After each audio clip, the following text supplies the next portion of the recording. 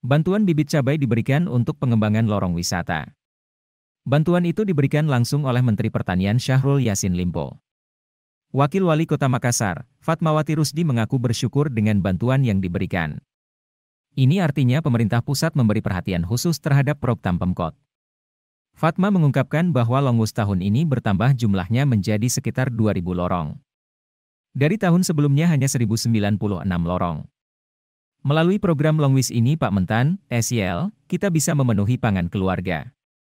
Lahan-lahan bisa kita manfaatkan untuk hasil tani, ucap Fatmawati, Minggu, 3 September.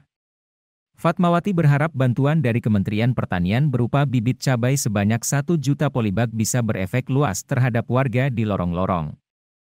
Alhamdulillah, terima kasih atas bantuannya. Saya dengan tadi kita dapat bantuan 1 juta bibit cabai.